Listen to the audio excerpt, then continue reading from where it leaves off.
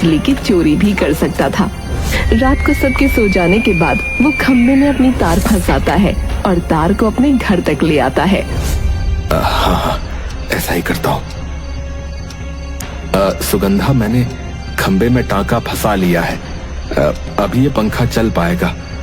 सुनो, तुम ये बात किसी को लेकिन बताना मत, ठीक है? विजय पंखे से जैसे ही तार जोड़ता है, पंखा चलने लगता है। पंखे की हवा खाकर वो तीनों बहुत खुश होते हैं। कितना अच्छा लग रहा है, ऐसा लग रहा है कितने सालों बाद पंखे की हवा खाई है। हाँ मम्मी, आज तो रात को बहुत अच्छी नींद आएगी। वो पूरा परिवार खुशी खुशी रात का खाना खाता है। रात भर वो तीनों बहुत गहरी नींद में सोते हैं, लेकिन जैसे जैसे सुबह होने लगती है, पंखा गर्म हवा देने लगता है। अरे, ये पंखा दिन में इतनी गर्म हवा क्यों दे रहा है? हमारी ये घास फूस की झोपड़ी धूप में बिल्कुल गर्म हो जाती है, ऐसे में पंखा गर्म हवा तो देगा ही। विजय काम पर चला जाता है। उसके पीछे से उसकी बेटी पंखे की गर्म हवा के कारण बेहोश हो जाती है। क्या हुआ सोनी? उठ मेरी बच्ची। हे भगवान, ये तो बेहोश हो गई। अब मैं क्या करूं? सुगंधा ठंडे पानी की बूंदें अपनी बेटी के चेहरे पर डालती है, जिससे उसकी बेटी को होश आ जाता है। माँ, ये पंखा बंद कर दो, इसकी गर्म हवा से मुझे घुटन हो रही है। सुगंधा पंखा बंद कर देती है।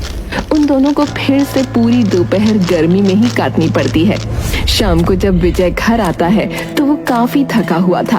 पंखे की गर्म हवा भी उसे अच्छी नहीं लगती, इसलिए वो अपने आंगन में पेड़ के नीचे जमीन पर ही लेट जाता है और अपने घर को बड़े ध्यान से देखने लगता है। इस पंखे से तो इतनी गर्मी में गुजारा नहीं होगा।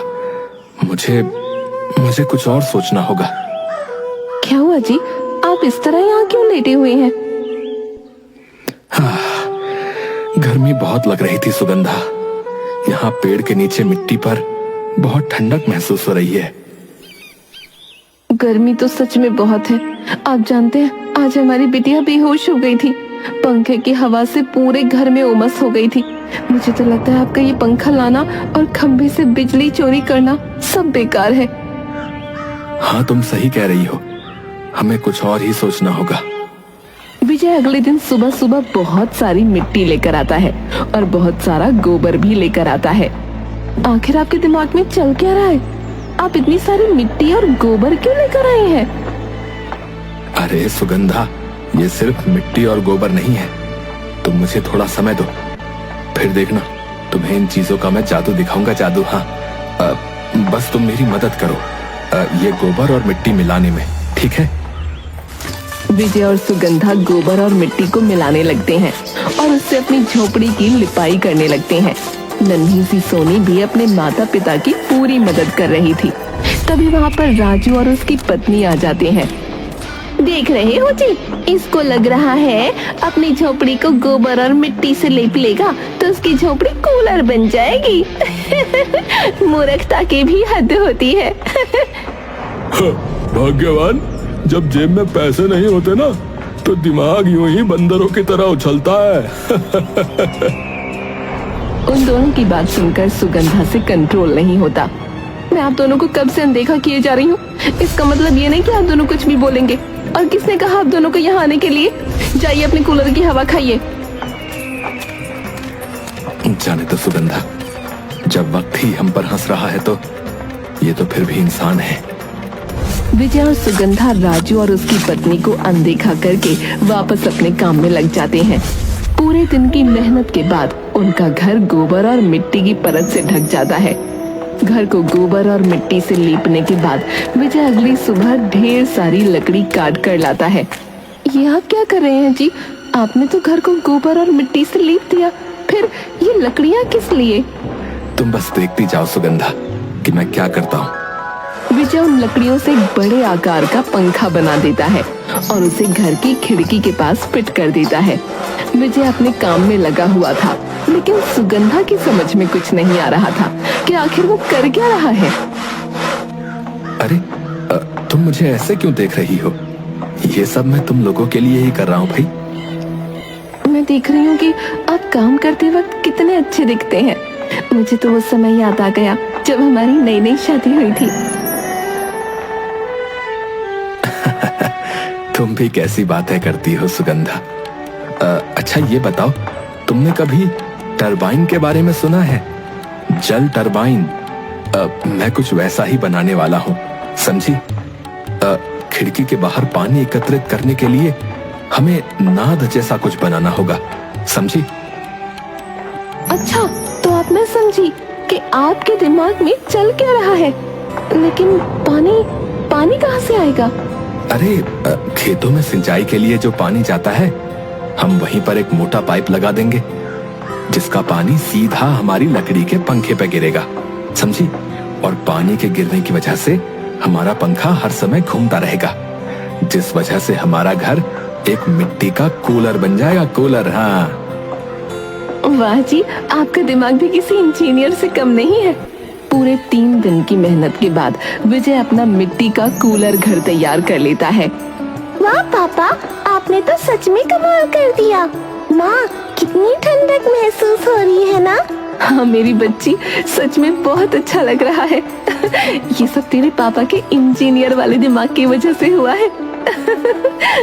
सब लोग बहुत खुश होते हैं और उस रात चैन की नींद सोते हैं। अभी भी उनके पास कोई एयर कंडीशन तो था नहीं, लेकिन फिर भी वो इस भीषण गर्मी में जी सकते थे।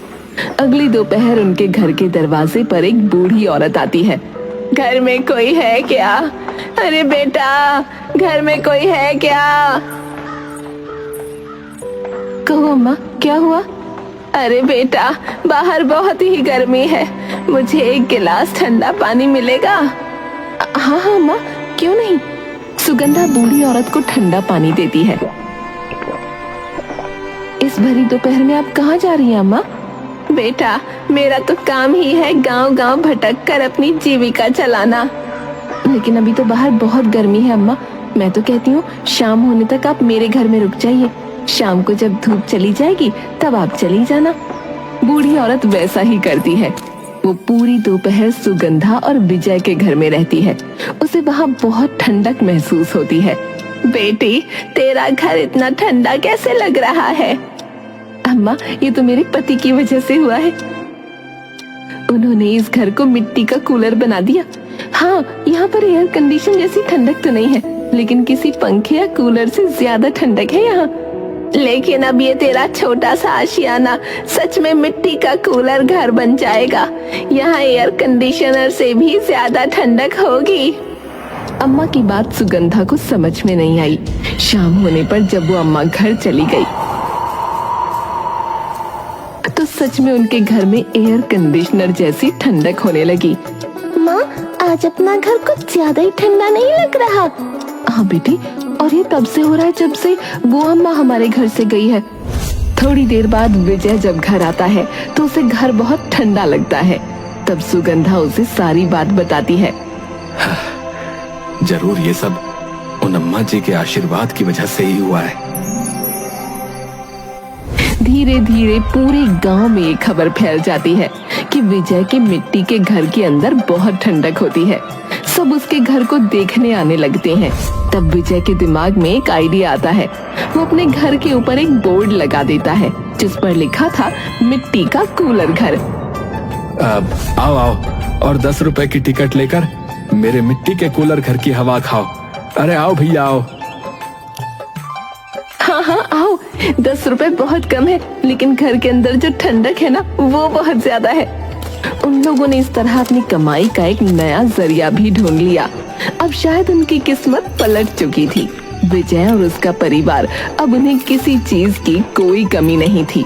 वो लोग खुशी से अपना जीवन व्यतीत कर रहे थे।